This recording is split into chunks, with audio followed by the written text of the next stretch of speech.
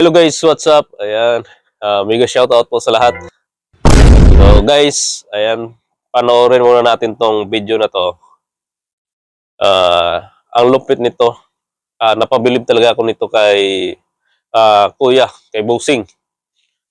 Kung paano manghuli ng ng ahas.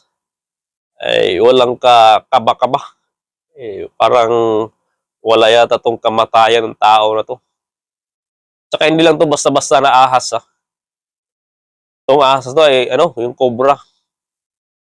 Yung pinaka number 1 talaga na kinatatakutan natin dito sa Pilipinas. Alam naman natin lahat na kapag nakagat ka ng cobra ay napakaswerte mo na kung mabuhay ka pa. So ayan, alam naman natin kung grabe kung gaano kalupit yung cobra. Pero ito, tingnan mo guys, panoorin natin to.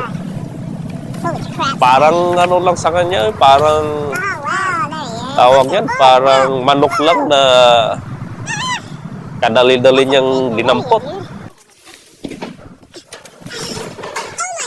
Parang walang katakot-takot to si Bossing ng huli ng cobra. Ang ahas. Para bang walang kamatayan. Ano kayang sekreto ng tao na to? Ito na siguro yung pinaka magaling sa lahat ng napanood ko na nanghuhuli ng ahas.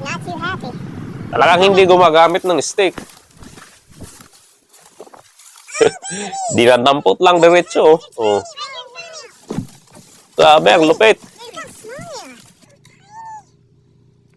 Nakatayo balahibo.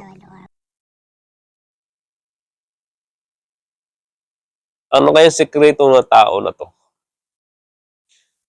Siguro naman, tawag niyan, nag-i-inject na yata to ng anti-rabies ng cobra, ng ahas. Kasi wala nang kakaba-kaba . Ang lupit. Sa atin, kung nakakita na tayo ng ahas sa daan o sa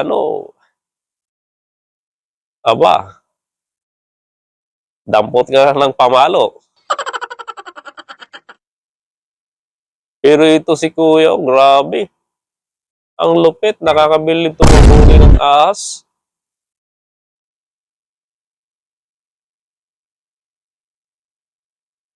Grabe.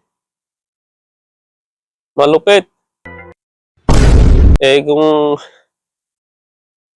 makadampot, parang lang, parang ordinaryong lang, parang manok lang. Okay guys, I don't think so.